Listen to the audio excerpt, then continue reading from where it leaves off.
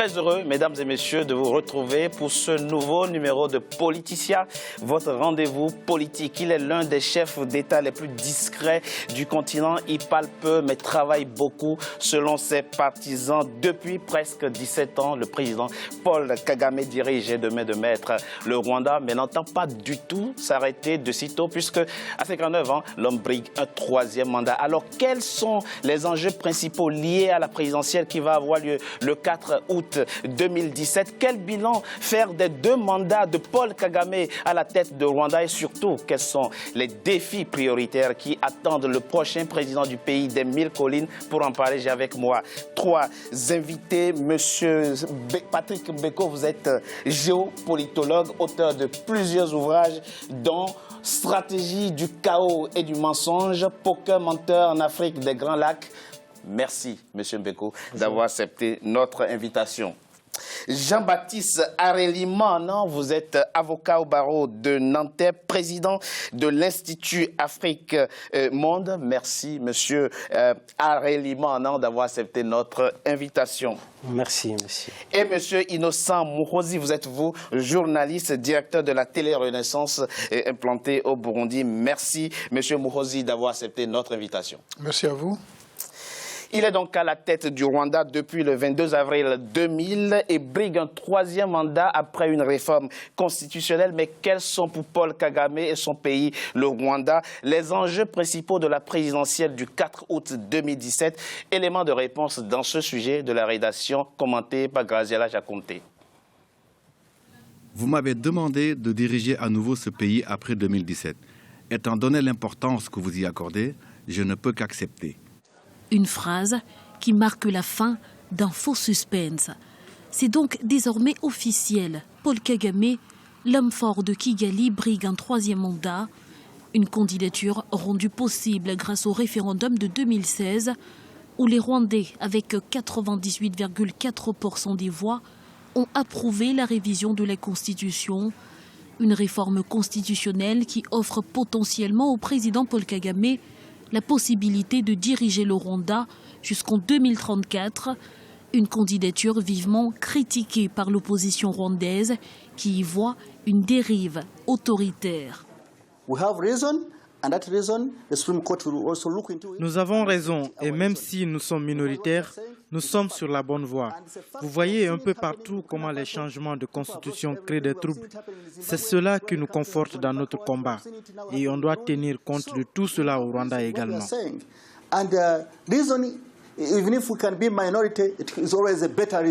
On veut leur faire comprendre qu'il y a des politiciens capables de remplacer Paul Kagame, que ce soit au Rwanda, que ce soit à l'extérieur. Sauf que Paul Kagame ne leur donne pas la possibilité de montrer de quoi ils sont capables. Des critiques loin de ralentir l'ardeur de la majorité qui voit en Paul Kagame le seul candidat capable de préserver les acquis, surtout en matière économique et de paix sociale. Tout le monde est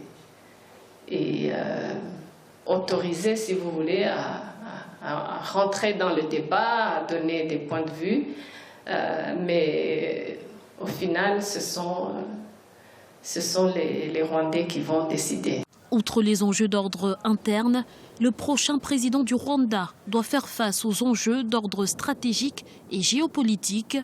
Le pays est en effet régulièrement accusé d'infiltrer et de déstabiliser son voisin, la République démocratique du Congo. Qu'on nous explique pourquoi il y a 40 000 militaires rwandais au sein de notre armée, pourquoi il y a 50 généraux rwandais au sein de notre armée, qu'on nous explique pourquoi les FDLR qui sont à l'est de la République démocratique du Congo, qui sont là depuis des années, qui sont déjà vieux d'ailleurs, dont on n'arrive toujours pas à nous donner le chiffre, pourquoi, alors qu'ils sont dans une zone enclavée, la MONUSCO, avec les drones dont ils disposent, avec la force d'intervention rapide qui se trouve là, pourquoi on n'a toujours pas résolu le problème? D'ores et déjà, Donald Trump, le nouveau président élu des États-Unis, a dit voir dans le Rwanda un allié de choix dans la région des Grands Lacs, une posture qui ne fera que conforter le prochain président du pays des 1000 collines, que ce soit Paul Kagame ou un candidat de l'opposition. Monsieur Mbeko, 17 ans après un génocide qui a fait 800 000 morts, 17 ans de paix sociale et de stabilité, un espoir pour le président Paul Kagame? Il n'y a pas d'exploit et je pense que, d'abord, ce n'est pas 17 ans, je pense que ça ferait c'est depuis 1994, donc on est en 2017, c'est presque 20. Les élections. Bon, après les élections normales, parce on dit que Kagame est là, c'est l'homme fort du Rwanda depuis 2000, mais il est là depuis 1994. Donc il était le ministre de la Défense et vice-président. En fait, celui qui était là, M. Pasteur Bizimungu, tout le monde sait que c'était le Hutu de service, c'est comme ça qu'on l'appelait, c'était une marionnette. Donc l'homme fort du Rwanda a toujours été Kagame depuis 1994. Paix sociale peut-être, mais dans la terreur, parce qu'on sait aujourd'hui que le Rwanda est un État policier où il n'est pas bien vu de critiquer le président Kagame. Donc si vous vous aventurez à critiquer le président Kagame ou si vous voulez militer véritablement pour une démocratie, on vous tue, on vous coffre. C'est le cas de l'opposante rwandaise Victoire Ingabire qui est incarcérée aujourd'hui pour avoir simplement demandé s'il y a de la mémoire, si on doit commémorer le génocide, on doit le faire pour les Hutus, pour les Tutsis au Rwanda. Remettre cela en question est un problème. Donc voilà ce que nous avons comme pays démocratique à la sauce kagamienne. Monsieur Muhoozi, vous vivez précisément au Rwanda, à Kigali. Que pensez-vous donc des deux mandats du président Paul Kagame Vous savez, et de sa volonté de briguer un troisième? On entend des différentes choses quand on est de ce côté-ci de la planète. Mais quand vous vivez au Rwanda, vous voyez des choses très concrètes. Vous voyez un pays sécurisé de manière impressionnante, un pays qui progresse de manière concrète. C'est un des 3 pays d'Afrique qui ont réussi à atteindre les fameux objectifs du millénaire pour le développement, alors que c'est un des pays les plus pauvres du monde en définitive, mais qui a quand même réussi à faire cela. C'est un des pays qui a une assurance maladie pratiquement pour toute la population. C'est un pays qui a... Toute ethnie confondue. C'est le programme Une vache par famille dans le monde rural qui permet à chaque famille pratiquement de donner du lait aux enfants et donc de surmonter le problème de malnutrition et des difficultés de développement pour beaucoup d'enfants de ce continent. C'est un des pays les moins corrompus, parmi les 4 les moins corrompus d'Afrique, c'est un des 7 États les plus performants au monde. C'est une des villes les plus performantes au monde en quel terme? En termes d'efficacité d'État. C'est des données qui sont faites par des institutions internationales, ce n'est pas des données locales. Hein. Donc c'est le 7e. Bien avant la France et beaucoup d'autres pays européens d'ailleurs, en termes d'objectifs fixés et de réalisation de ces objectifs-là. Donc il y a une efficacité concrète que les gens vivent, voient au quotidien et qui permet aux gens de dire, écoutez, si ça fonctionne, pourquoi ne pas continuer? Donc moi je vis dans ce pays-là, je vois des opposants, j'en ai vu un ici, qui remettait en cause la révision de la Constitution notamment, et qui le fait librement, et qui vit là-bas. Donc, le mythe sur la dictature... Il n'y en a pas beaucoup non plus. Il n'y en a pas beaucoup. Il n'y en a pas beaucoup parce qu'il n'y a pas beaucoup d'espace. On ne peut pas vraiment parler de multipartisme intégral. Vous savez, quand vous voyez l'efficacité de l'État là-bas, ça ne laisse pas beaucoup de place à beaucoup d'autres acteurs, c'est certain. Alors, Monsieur Harelimana, que pensez-vous donc de la volonté de Paul Kagame, du président Paul Kagame, de briguer un 3e mandat? Effectivement, si on fait le bilan sur des registres économiques qu'il a souligné, et vraiment sur le plan politique, effectivement, on voit que le Rwanda, il y a quand même des transformations, des dynamiques transformationnaires sur tous les plans, notamment économiques, notamment sociales. Mais sur le plan politique, quand même, il y a des questions qui se posent avec acuité, effectivement, notamment concernant l'opposition. Pour faire l'opposition actuellement au Rwanda, quelle est la situation aujourd'hui des libertés fondamentales dans votre pays, le Rwanda? La liberté d'expression est toujours épinglée comme elle n'existe pas au Rwanda. Il y a quand même des médias qui sont privés, mais qui fonctionnent sur le ton gouvernemental. Quand même, il faut le souligner. Et on espère que le 3e mandat qui va arriver, effectivement, pourra changer. Donc l'enjeu de la présidentielle à venir, c'est aussi, d'une certaine manière, de réussir à baliser le terrain, du moins la situation, à conforter la situation des droits de l'homme, selon vous? L'ouverture politique, d'abord, et puis, vraiment, au niveau matériel, les droits civils et politiques, notamment. Monsieur Mbeko, d'une certaine manière, l'un des enjeux de cette présidentielle aussi est d'ordre géostratégique, notamment en ce qui concerne les rapports entre le Rwanda et son voisin, la RDC. Nous avons, un de nos confrères a justement posé la question au président Paul Kagame sur l'implication du Rwanda au Congo. On voit la réaction du président Paul Kagame, on en parle après. Je ne sais pas, je m'en fiche. N'en faites pas mon problème, s'il vous plaît. Faites-en un problème congolais ou un problème de la communauté internationale. On ne devrait pas me poser des questions tout le temps sur le Congo. Allez, parlons du Rwanda maintenant, s'il vous plaît. Monsieur Mbeko, quelle est la réalité de l'infiltration et de la déstabilisation rwandaise en RDC? L'implication du Rwanda au Congo est le secret de Polichinelle le mieux gardé. Et ce n'est pas moi qui le dis, il y a des dizaines de rapports des Nations Unies et d'ONG qui attestent cela, qui montrent clairement que l'armée rwandaise est impliquée au Congo. Il y a des anciens proches collaborateurs du président Kagame qui ont travaillé avec lui et qui étaient impliqués dans cette entreprise-là, qui sont en exil aujourd'hui, qui l'ont confirmé. C'est très connu que le Rwanda déstabilise le Congo. Le problème du Rwanda aujourd'hui, et pour revenir d'ailleurs à votre question, Président, c'est que Kagame a compris l'importance de la com. Kagame est passé par une école militaire américaine où on forme les gens aux techniques de propagande, fabrication des esprits et des consentements. Et c'est comme ça qu'il faut comprendre en fait le rôle de Kigali. Depuis 1996, le Rwanda déstabilise continuellement le Congo. Tous les mouvements rebelles qu'on présente comme étant des mouvements congolais sont en fait des mouvements pilotés depuis Kigali. Vous pensez que le président Kagame est derrière le M23 par exemple? L'ancien patron des services secrets rwandais, Patrick Karegeya, assassiné en Afrique du Sud par les hommes de Kigali. Il n'y a pas longtemps, en 2014, donc vive la démocratie pour le démocrate Kagame, a très bien dit, on a eu tous les groupes rebelles sont pilotés de Kigali. Il a même dit ceci, on a le M23 aujourd'hui, demain on aura le M57. C'est dire à quel point le Rwanda est impliqué. Et les rapports des Nations Unies l'attestent très bien. Et ça, on ne peut même pas le nier. Et c'est curieux de voir le président Kagame nier un fait qui est reconnu. Il faut rappeler d'ailleurs que si Laurent Désiré Kabila est arrivé au pouvoir en 1997... Le père de l'actuel président, exactement, c'était grâce au Rwanda, qui était soutenu par l'Ouganda et le Pentagone. En 1998, quand Kabila a refusé de respecter les accords conclus avec le Rwanda, il y a eu une seconde guerre. À partir de ce moment-là, le Rwanda a commencé à instrumentaliser des groupes armés à l'est du Congo qu'on présentait comme étant des groupes rebelles congolais, mais qui étaient en réalité des éléments purement rwandais. Le rapport des Nations Unies de 2002, oui, dans son rapport, dit clairement ceci. L'armée rwandaise a réussi, grâce à des milices dans le RCD Goma, placées à l'est du Congo, à injecter entre 35 000 et 50 000 hommes de troupes à l'est du pays. Vous êtes géopolitologue, dites-moi pourquoi les autorités congolaises ne réagissent pas? Mais il faut comprendre aujourd'hui que le Congo vit une réalité assez surprenante, et d'ailleurs cela va surprendre vos téléspectateurs dans la mesure où l'actuel président de la RDC est un élément de l'armée patriotique rwandaise. Je vous laisse la responsabilité. Non, ce n'est pas moi qui le dis. La personne qui le dit s'appelle Laurent Kunda Batware. Il dit ceci, qui est un homme de Kigali et qui est actuellement à Kigali. Une autre personne a donné des précisions sur ce... Qui a un mandat au dos. Exactement. Un autre personnage. Et qui est en résidence surveillée. Étrangement, mais qui n'a jamais été extradé au Congo.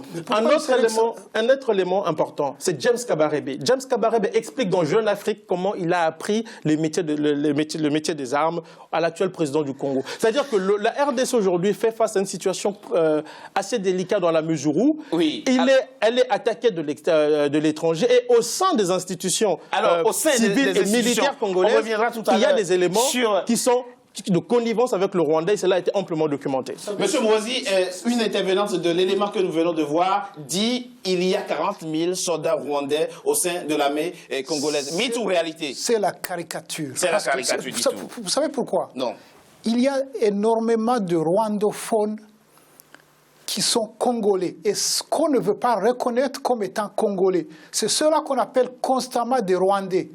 Parce que, encore une fois, je ne sais pas si vous le savez, la frontière actuelle du Congo est venue du fameux partage de Berlin. Oui. Et il y a des citoyens... 1885, vous nous ramenez à 1885. Non, parce que c'est ça qui explique ce qui se passe dans l'est du Congo. Moi, mon oncle, je suis burundais, de père burundais, de mère rwandaise, d'origine ougandaise. Mon oncle paternel est chef de la chefferie des Barundi au Congo. Parce que là où il se trouve, c'était le Burundi à cette époque-là. C'est ce qui arrive à tous ces gens qu'on appelle rwandais, les Nkunda, les Makenga et tous les autres, qui sont congolais, mais à qui on ne veut pas reconnaître les droits de congolais. C'est grave ce que vous dites. Il y a un fait précis. Le chef du M23 qui est aujourd'hui incarcéré à la Cour pénale internationale, comment il s'appelle? Bosco Tanganda. Bosco Tanganda, c'est un élément du M23. Bosco Tanganda était présenté comme un officier de l'armée congolaise. Il avait le grade de général. Ce monsieur arrive devant la CPI et il dit qu'il ne parle que le Kinyarwanda et son avocat confirme que c'est un élément rwandais. Mais il n'y a pas de Congolais qui parlent le Kinyarwanda? Ah non. Ils ont reconnu, il a reconnu qu'il était un élément rwandais. et qu'on ne pouvait pas l'impliquer dans une affaire congolaise, alors qu'il avait été présenté comme un officier de l'armée congolaise. Monsieur, mais c'est très grave. Kharelimana, vous êtes rwandais. Y a-t-il de vos compatriotes, du moins, y a-t-il des Congolais à votre connaissance qui sont rwandophones, mais qui sont congolais quand même? Je reviens quand même une seconde sur la question évoquée précédemment. Laquelle? Il faut comprendre quand même qu'accuser le Rwanda comme étant le seul qui injecte des éléments de gouvernementalité au Congo, c'est quand même reconnaître la réalité historique. Ah, mais ce que vous de dites, facto, il n'est pas le seul, ça veut dire qu'il ne prend pas quand même. C'est ce que vous voulez dire? L'Ouganda a été aussi accusé. Effectivement, il y a des rwandophones et des Rwandais qui sont en RDC. En tant que réfugiés, en tant que mouvement rebelle FDLR, en tant que Rwandais qui ont été émigrés depuis la colonisation et puis par vagues successives. C'est une réalité. C'est la frontière qui a été tracée derrière eux, ils n'ont pas immigré. Vous avez des couches successives d'immigration qui sont au Congo, avec laquelle le Congo ne peut pas faire avec. Bon, la question qui se pose aujourd'hui, c'est la question de sécurité et de militaire. Ça, c'est une question très précise, qu'on ne peut pas élaguer comme ça. C'est aussi ce que le prochain président doit faire pour normaliser ses relations avec ses voisins de la région des Grands Lacs. Effectivement, c'est une question qui a été évoquée précédemment entre les deux gouvernements. Il faut rappeler quand même que le Congo avait invité, je crois, 2 fois le Congo pour l'aider à résoudre des questions militaires, notamment concernant des rebelles rwandais, le mouvement FDLR. Bon. Question qui n'a pas été, en tout cas, résolue définitivement, même pas du tout. Mais la question qui se pose, effectivement, c'est la question de sécurité des régions des Grands Lacs, des questions entre les deux pays qui se posent actuellement, effectivement. Alors, oui, mais alors très rapidement, s'il vous plaît. On ne trouvera jamais de solution au problème du Kivu aussi longtemps qu'on ne veut pas reconnaître qu'il y a des Congolais rwandophones et qui ne sont pas venus comme immigrants. Ils ne sont pas venus comme immigrants, c'est la frontière qui a été tracée derrière leur dos. Monsieur Beko, nous parlons quand même d'un pays, le Rwanda, qui a connu un génocide très violent, qui a fait de nombreux morts. En 1994, il va sans dire effectivement que des Rwandais ont pu partir, ont pu s'exiler en RDC. Pourquoi considère-t-on aujourd'hui que c'est de l'infiltration ou de l'occupation? Non, il faut être précis. Oui, très rapidement. En 1994, il y a un génocide. Oui. Il y a des massacres au Rwanda. Ce massacre a lieu en partie à cause de Paul Kagame. Ça, c'est amplement documenté. Il y a même le rapport 2000 de l'Organisation de l'Unité africaine. Il y a des réfugiés rwandais qui se retrouvent à l'est de la RDC. Oui. En 1996, il y a une guerre d'invasion. Kagame prétend vouloir protéger les frontières de son pays et envahir le Congo. Étrangement, on va massacrer près de 400 000 personnes. Et il y a le rapport mapping qui l'atteste aujourd'hui, des Nations Unies. On va massacrer près de 400 000 personnes. Au lieu de s'arrêter à l'est du Congo, ils vont foncer jusqu'au Zaïre.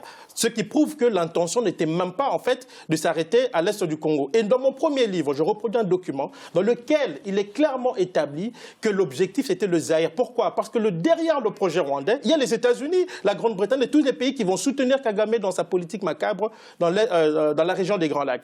Une fois Mobutu renversé, Kagame a ses hommes stationnés à l'est du Congo jusqu'à la capitale, puisque l'actuel ministre de la Défense du Rwanda était le chef d'état-major de l'armée congolaise. Pourquoi vous ne nous expliquez pas, pendant qu'on y est, pourquoi le président Joseph Kabila ne fait rien?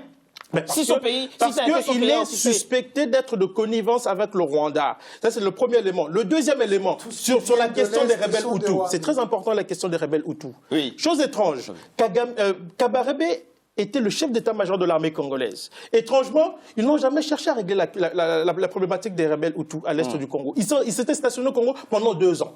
Pendant 2 ans, ils ne l'ont pas fait. Quand il y a la seconde invasion en 1998, ils ont été stationnés pendant plus de 4 ans. Ils ne l'ont jamais fait. Pourquoi? Parce que la présence des soi-disant génocidaires à l'est du Congo sert de prétexte parfait à la déstabilisation du pays et à son pillage. Parce qu'il faut rappeler que le Rwanda est devenu le premier producteur mondial de coltan. Tout à fait. Alors que la grande partie de ce minerai se trouve à l'est du Congo. Il y a du coltan au Rwanda, il y a du coltan au Burundi. Revenons à l'intérieur, à la politique intérieure. Y a-t-il possibilité qu'il y ait alternance le 4 août 2017? Il n'y aura certainement pas alternance. pense parce que... Les jeux sont faits d'avance, les dés sont pipés, dites-vous. C'est pas que les dés soient pipés, c'est qu'il y a des réalités sur place et qu'il faut reconnaître aux Rwandais comme à d'autres peuples la capacité de pouvoir apprécier ce qu'ils ont et c'est à quoi ils aspirent et qui porte ces choses-là. C'est une réalité. Pourquoi l'Union africaine aujourd'hui confie à Kagame l'étude pour réformer l'Union africaine? Pourquoi tous ces jeunes... Pourquoi attendez un peu. Mais pourquoi tous ces chefs d'État francophones qui ne font pas partie de la région et d'autres viennent tout le temps s'inspirer systématiquement aujourd'hui du modèle rwandais? Parce qu'il se passe des choses concrètes et que les Rwandais le voient. Parce qu'il se passe des choses concrètes, dites-vous, ça nous permettra effectivement de jeter un regard sur le bilan économique et social des 2 mandats du président Paul Kagame à la tête du Rwanda. Et ce sera après une courte pause. À tout de suite.